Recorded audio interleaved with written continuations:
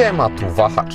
Zapraszam na test Jayku-5, czyli chińskiego SUV-a startującego z ceną od około 115 000 złotych, który wygląda jak trochę pomniejszony Jayku-7, ale właśnie ze względu na gabaryty nadwozia i też na niższą cenę, może dla części osób mieć on więcej sensu zakupowego. Auto dostałem w wersji premium.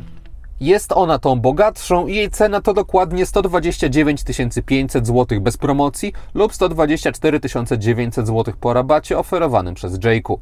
Bazowa odmiana też jest objęta obniżką i kosztuje 109 900 zł, ale każda promocja kiedyś się kończy, więc warto mieć też regularne ceny z tyłu głowy. W każdym razie Jayku-7 też ma aktualnie promocyjny cennik, ale nawet uwzględniając go, większy model będzie droższy od bohatera tego testu i będzie kosztował od 130 900 zł, bez rabatu 139 900 zł, zatem różnica jest wyraźna. Jayku-5 ma nadwozie mierzące 438 cm długości, czyli o 12 cm mniej niż 7. Mamy w nim także trochę inne podejście do układów napędowych, ponieważ w piątce mamy 1.6 TGDI możliwe do zestawienia wyłącznie z napędzaną przednią osią, podczas gdy w Jayku-7 w podstawie mamy co prawda to, co powiedziałem przed chwilą, ale wybierając lepiej wyposażoną odmianę, z automatu dostaje się także napęd na 4 koła, którego nie każdy potrzebuje w aucie tego typu. Zatem pomimo zbliżonego wyglądu, oba modele są od siebie jednak trochę oddzielone, jeśli chodzi o grupę odbiorców. A wspominany wygląd jest bez względu na wersję wyposażeniową taki sam z 18-calowymi felgami. Jayku-5 prezentuje się moim zdaniem przyjemnie, widać tutaj inspirację Range Roverami, ale Chińczycy dołożyli trochę od siebie, chociażby w przypadku masywnej atrapy chłodnicy. Całość jest też spójna, jeśli chodzi o pomysł. W kabinie postawienie na proste linie też jest obecne i to bardziej niż w 7, która starała się mieć niektóre elementy stylizowane na terenowe, na przykład na drzwiach, a tutaj takich eksperymentów nie ma, przez to całość wygląda bardziej elegancko jak dla mnie i po prostu ładniej. Podoba mi się także nawet bardzo wykończenie górnych części dyski rozdzielczej oraz drzwi. Mamy tam tworzywo imitujące tkaninę albo po prostu tkaninę. Trudno jest mi to ostatecznie stwierdzić. W każdym razie wygląda to naprawdę fajnie. Jest też przyjemne w dotyku. Według katalogu tylko w wersji premium dostaje się miękką deskę rozdzielczą, więc w podstawie może być gorzej, ale w tym, co ja dostałem, jest naprawdę ok. Mamy także miękkie podłokietniki wykończone ekoskórą. Znaleźć ją można również tutaj. Przed pasażerem jest wstawka połyskująca, ale z pewnym urozmaiceniem, jeśli chodzi o fakturę, co wygląda ładnie. Już żadnego urozmaicenia nie ma na tunelu środkowym, ponieważ tam mamy fortepianową czerń, ale nie ma jej aż tak bardzo dużo. W dolnych częściach kokpitu mamy standardowy plastik, ale nie zwraca on na siebie przesadnie uwagi. W tych najbardziej eksponowanych miejscach mamy lepszej jakości materiały, też jest wzorowe tutaj spasowanie i w związku z tym jakość jako całość zasługuje tutaj na wysoką ocenę. Pewną sugestię, jak mogą wyglądać materiały w podstawowej wersji wyposażeniowej, dają drzwi z tyłu, ponieważ tutaj już mamy twardy plastik o takiej samej przyjemnej fakturze jak z przodu, ale jednak gorzej wyglądający niż to, co dostaje się w premium. Minimalizm objął także niestety elementy sterujące we wnętrzu. Na tunelu środkowym mamy wyłącznie schowek, uchwyty na kubki, indukcyjną matę do telefonu, ona pojawia się również w wersji premium.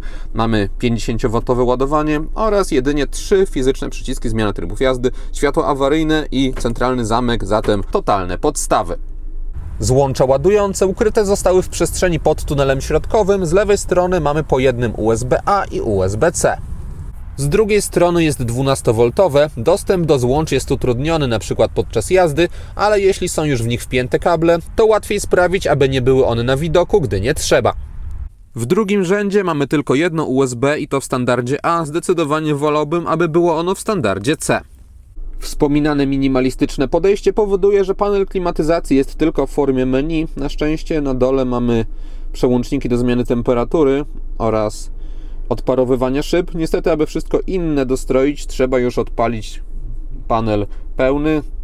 Tutaj chociażby jest zmiana nawiewu. Ekran ogólnie ma 13,2 cali zawsze w Jayku-5. Jest naprawdę duży i moim zdaniem więcej kontrolek związanych z klimatyzacją cały czas na dole by nie zaszkodziło. Miejsca na inne rzeczy na pewno by nie zabrakło. To stwierdzenie jest zwłaszcza zasadne, gdy uruchomi się Android Auto i Apple CarPlay. Swoją drogą łączność z nim jest bezprzewodowa, no ale wtedy ta belka zupełnie znika i aby ją wyzwolić, trzeba pociągać ekran za każdym razem od dołu. Ona po kilku sekundach znowu się ukrywa.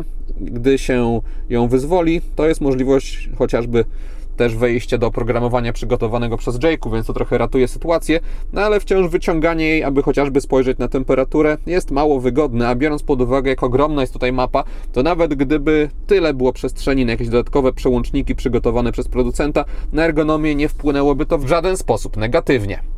A Android Auto czy Apple CarPlay jest moim zdaniem optymalnym sposobem korzystania z tego systemu, ponieważ nie są wyposażone w fabryczną nawigację, zatem w innym przypadku na tym dużym wyświetlaczu będzie się podziwiać głównie tapetę. Funkcjonalność jest tutaj standardowa, system audio, telefon, interfejs jest przejrzysty, trudno żeby nie był przy tak dużej przekątnej. Mamy też tutaj ustawienia samochodu i ich jest naprawdę dużo i tutaj także duży ekran się przydaje, ponieważ można sobie wiele rzeczy różnych związanych z działaniem samochodu precyzyjnie dostroić, a dzięki temu, że ten wyświetlacz ma swoje słuszne rozmiary, to jest to wszystko przejrzyście zaprojektowane. Całość działa szybko, mamy także belkę na górze. Ona działa również wysuwanie jej przy połączonym Android Auto czy Apple CarPlay, gdzie można sobie chociażby wyłączyć asystenta prędkości. Ogólnie ten system daje radę. Brak bardziej rozbudowanej i widocznej cały czas sekcji na dole to jedyny poważniejszy minus, jaki w nim widzę.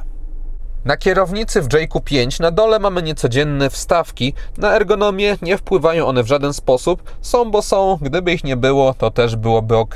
Wyżej są przyciski. Z lewej strony odpowiadają za obsługę tempomatu. Mamy także programowalny przycisk. Z prawej strony z kolei steruje się komputerem na zegarach oraz systemem multimedialnym. Rozmieszczenie jest wygodne. Niestety te strefy wykończone są połyskującym plastikiem, więc odciski palców są tutaj gwarantowane. Też te przyciski nie są od siebie oddzielone, na szczęście nie są też płytkami dotykowymi, a po wciśnięciu ugina się dana część i też wydawany jest dźwięk, więc jest potwierdzenie, że się wcisnęło. Wyświetlacz testowanego modelu jest mniejszy niż w Jayku 7, ma 8,9 cala, zatem siłą rzeczy żadnych bajerów w stylu mapy czy coś nie można tutaj umieścić, ale te podstawowe informacje związane z jazdą są odpowiednio przejrzyście zaprezentowane, można modyfikować tylko to, co będzie się wyświetlało z prawej strony. Są te podstawowe wskazania związane z parametrami jazdy, też gdy się wrzuci bieg, to na środku pojawiają się informacje z asystentów bezpieczeństwa. Na ekranach występuje oczywiście także przełączanie się pomiędzy motywami jasnym i ciemnym. Można to robić ręcznie, albo może się to też dziać automatycznie w zależności od natężenia światła. W tej sekcji w menu można sobie także dostrajać tapety na ekranie domowym, wliczając w to swoje, które dodaje się do galerii. A wybór biegów odbywa się przy pomocy manetki z prawej strony kierownicy. Jest to moim zdaniem tak samo wygodne jak tradycyjna dźwignia na tunelu środkowym, kwestia przyzwyczajenia. Na zestawie wskaźników chociażby mogłem wyczytać, że testowany model jeżdżąc w Warszawie zużywał mi średnio 10 litrów na 100 km. Na zwykłych drogach poza miastem wskazania oscylowały wokół 7 litrów, a na ekspresówkach 8,5 litra. Silnik benzynowy w testowanym modelu zatem nie wypada korzystnie, jeśli chodzi o ekonomiczność. Dokładnie dostajemy tutaj 4-cylindrową jednostkę benzynową turbo 1.6 TGDI rozwijającą 147 koni mechanicznych i połączoną z 7-biegowym automatem. Skrzynia jest tak zaprogramowana, aby stawiała płynność pracy nad szybkością, co czuje się zwłaszcza podczas ostrego przyspieszania, gdy biegi są zrzucane, obroty rosną, ale po chwili dopiero pociąga to za sobą reakcję na kołach.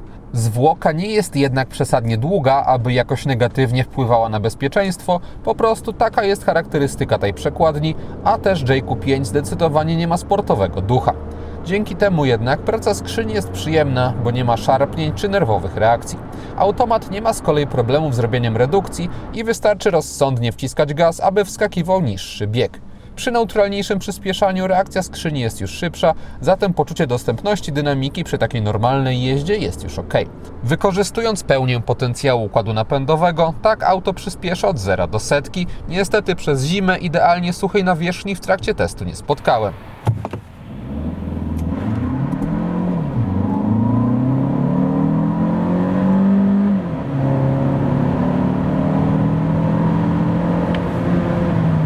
A tak od 90 do 140 km na godzinę.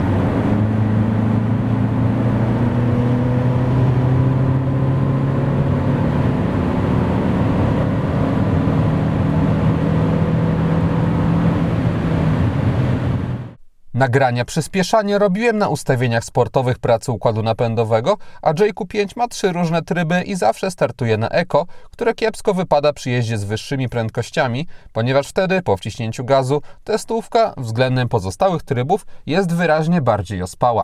Z kolei w trybie normal samochód czasami wchodził na zbyt wysokie obroty i w konsekwencji zbyt gwałtownie przyspieszał przy prędkościach miejskich. Ten efekt eliminowany jest na Eco, a jadąc wolniej i tak jego uspokojona charakterystyka mi nie przeszkadzała, zatem czasami przełączałem tryby i Eco i Normal postrzegałem jako z grubsza tryb miasto i trasa. Na Normalu, jak dla mnie, JQ5 zapewnia całkiem dobrą dynamikę jadąc szybciej. Przez zestrojenie skrzyni nie jest to może najostrzejsze, około 150 koni, z jakimi miałem styczność w samochodach, ale mnie do pewnej i bezpiecznej jazdy wystarczało. Dodatkowo 4-cylindrowa benzyna jest dobrze wyciszona i ma kulturalny w kabinie dźwięk, też skrzynia nie trzyma jej na zbyt niskich obrotach. Całościowo 1.6 TGDI mógłby mniej palić, ale poza tym dostajemy udany, nie zwracający na siebie podczas jazdy układ napędowy. Jednocześnie silnik w JQ5 nie zachęca do ostrego podróżowania tym samochodem i podobny efekt jest osiągany ze względu na właściwości jezdne. Mamy tutaj wygładzone reakcje na ruchy kierownicą z zachowaniem rozsądnego oporu przez nią stawianego podczas jazdy z wyższymi prędkościami. Na ten efekt można też trochę wpływać i tak jak samochód domyślnie startuje ogólnie na Eco, to pracę układu kierowniczego niezależnie od tego można na sztywno przełączyć, na przykład na ustawienia sportowe, gdzie dostaje się trochę utwardzone reakcje. Nie jakoś bardzo, ale dla mnie auto prowadziło się ok. Tak typowo neutralnie, aby dotrzeć do celu, ale przy takim podejściu Jayku trudno jest mi coś zarzucić. Zawieszenie jest umiarkowanie miękkie, z niezłym neutralizowaniem mniejszych nierówności i nie jakimś przesadnie bujanym radzeniem sobie z większymi. W mieście auto jest przyjazne, bo bryła nadwozia gwarantuje z grubsza pionowo opadające jego krańce, też widoczno z perspektywy kierowcy maskę czy spore szyby. Kamery w systemie 360 stopni oferują niezłą jakość, ale najbardziej zwróciło moją uwagę wzorowe wykorzystanie przestrzeni pionowego ekranu. Mamy cały czas widok z lotu ptaka i można wygodnie przełączać się pomiędzy innymi bardziej szczegółowymi, których jest swoją drogą całkiem sporo. Bardzo funkcjonalne rozwiązanie. Cennik JQ5 jest wyjątkowo prosty, ponieważ jedyny układ napędowy połączyć można z 2 wersjami wyposażeniowymi, do których nie można dokupywać żadnych pojedynczych opcji. W bazowym komfort otrzymuje się wszystkich przewidzianych do tego modelu asystentów bezpieczeństwa, też poza tym mamy wystarczający poziom wyposażenia ze światłami LED, manualną klimatyzacją, dostępem bezkluczykowym, kamerą cofania z czujnikami czy czujnikiem deszczu, przy czym wyraźnie widać też za co się w przypadku wyboru premium dopłaca. To znaczy za lepsze audio, elektrykę foteli z ich wentylacją i podgrzewaniem, kamery 360 stopni, dwustrefową klimatyzację automatyczną czy za lepsze materiały. W przypadku obu wariantów można mówić o atrakcyjnej cenie i też obie wersje wyposażeniowe mają tutaj sens. Osobiście, jeśli nie miałbym dużych restrykcji finansowych, dorzuciłbym pewnie do wersji premium, bo poziom wyposażenia z egzemplarza testowego jest już naprawdę przyjemny i można pojawiające się w nim dodatki docenić. W tym miejscu wypada zrobić małe porównanie do JQ7, bo na wstępie powiedziałem, że mamy wyraźną różnicę cenową i nie wynika ona tylko z pozycjonowania czy ilości blachy potrzebnej do stworzenia nadwozia, ale także z wyposażenia. W 7 mamy bowiem lepsze wyjściowo to wyposażenie z automatyczną klimatyzacją, elektryką foteli, kamerami 360 stopni i kilkoma innymi rzeczami, zatem z grubsza podstawa JQ7 odpowiada wersji premium w JQ5, a jest tylko o kilka tysięcy złotych droższa. Wtedy już bardziej od indywidualnych preferencji, też tych gabarytowych, zależy, który model lepiej wybrać. Jeśli ktoś jednak celuje w podstawę JQ5 albo bogatszą odmianę JQ7, to już porównywać nie ma czego i każdy z modeli jest przeznaczony dla osób o wyraźnie innych oczekiwaniach i zasobności portfela. Jeśli ktoś planuje wydać na JQ5 minimalną kwotę, zdecydować się może także na leasing operacyjny za 1416 zł miesięcznie w ofercie partnera Wahacz TV firmy Carlis Polska. Rata taka możliwa jest przy 20% wpłacie własnej, 4-letnim okresie leasingu i wykupie końcowym 30%. Dodatkowo widzowie kanału po wpisaniu w uwagę do zamówienia Wahacz Free mogą mieć darmowy transport wybranego auta. Link do oferty umieściłem w opisie filmu. W ramach dekoracyjnego oświetlenia wnętrza w Jake'u 5 mamy LEDowe paski na drzwiach, a także na desce rozdzielczej z możliwością wyboru kolorystyki albo z podstawowych barw, albo z takiej palety pozwalającej bardziej precyzyjnie to dostrajać. Trochę efektu, przyznam, to robi. Niestety nie ma żadnych dekoracyjnych, takich rozproszonych źródeł światła, chociażby w przestrzeniach na nogi czy na drzwiach w dolnych partiach, co w połączeniu z tym, że nie ma tam również przycisków, które mogłyby być podświetlone, sprawia, że ta dolna część kokpitu, gdy jest ciemno, jest mocno ponura. Na górze jest lepiej, mamy przyciski podświetlone na czytelny biały kolor. Jeśli chodzi o kompletność podświetlenia, to tylko sterownik lusterek na drzwiach się go nie doczekał. Światła z przodu w Jake'u 5, pomimo zachowania niskiego profilu, mają mniej wymyślny kształt niż w 7 i zamiast wzorku z LEDowych segmentów zastosowano po prostu ramkę wokół lamp i niestety żarówkowe kierunkowskazy. Kierunkowskazy w bocznych lusterkach prezentują się tak. Z tyłu mamy znowu uproszczony projekt bez listwy łączącej lampy, ale kształt świateł pozycyjnych też moim zdaniem wygląda ładnie. Zdziwiły mnie żarówki w kierunkach z przodu, bo chińskie marki nawet w tańszych modelach takich zabiegów unikają, zatem tutaj za to należy się minus. Poza tym jest w porządku, bardziej neutralnie. Światła samochodu umieszczone zostały w soczewkach i mamy tutaj do czynienia ze zwykłymi statycznymi LEDami. Działają one moim zdaniem w porządku, zarówno pod kątem mocy, jak i precyzji poziomej odcinania obszaru jasnego od ciemnego. Niczym się też nie wyróżniają na plus, ale trudno jest im zarazem coś zarzucić. Na tylnej kanapie, po ustawieniu przedniego fotela pod siebie, na nogi mam taki, nie jakiś ogromny, ale jednak występujący zapas wolnej przestrzeni. Panoramiczny dach w Jake'u 5 kończy się daleko, co powoduje, że moja głowa ląduje jeszcze pod taflą szkła i mam od niej bezpieczny kilkucentymetrowy margines. Nawet gdybym tą głowę przesunął trochę pod sufitkę, to wciąż nie byłoby z nią kontaktu. Tunel środkowy jest w testowanym modelu w bardzo niewielkim stopniu wystający. Tylna kanapa prezentuje się tak, wyposażona została ona w rozkładany podłokietnik. W bagażniku do dyspozycji dostaje się 480 litrów, dostajemy tutaj dosyć wysoki próg załadunkowy, sporych rozmiarów otwór, a także regularne kształty. Na bocznych ściankach w kufrze mamy haczyki, są także kieszenie w nadkolach. Z prawej strony dochodzi także złącze 12V, a pod podłogą jest jeszcze duża przestrzeń, chociażby na dojazdowe koło zapasowe. Podłoga może być w dwóch położeniach, ja pokazałem przed chwilą tą w wyższym, ale można ją również obniżyć. Maksymalne zdolności ładunkowe samochodu to 1284 litry, gdy półka bagażnika jest w wyższym położeniu, to dostaje się podłogę bez uskoku. Podsumowując, Jake'u 5 to zwyczajny, neutralny w odbiorze samochód. Nie każdemu przypadnie do gustu sposób jego obsługi, ale jeśli ktoś nie ma problemów z upchnięciem większości funkcji w ekranie dotykowym, to trudno jest mi się tutaj do czegoś przyczepić w innych obszarach, jeśli chodzi chociażby o działanie układu napędowego, tutaj z wyłączeniem spalania, właściwości jezdne czy jakość wykonania. Biorąc pod uwagę wspólne rozwiązania mechaniczne w obu wersjach wyposażeniowych Jake'u 5, to jeśli ktoś poszukuje SUV-a w okolicach 110-115 tysięcy złotych, testowany model powinien wciąż dawać radę. W przypadku bogatszej wersji premium trzeba brać pod uwagę obecność Jake'u 7, ale wciąż piątka jest od niego kilka tysięcy złotych tańsza, więc jeśli ktoś nie potrzebuje większego nadwozia, to testowany model zdecydowanie też ma sens, a dla części osób mniejsze gabaryty będą po prostu zaletą. Wiadomo, że dużą rolę w postrzeganiu tego modelu odgrywa cena, ale biorąc ją pod uwagę i rzeczy, które dostaje się w zamian, to Jake'u 5 jest warte sprawdzenia.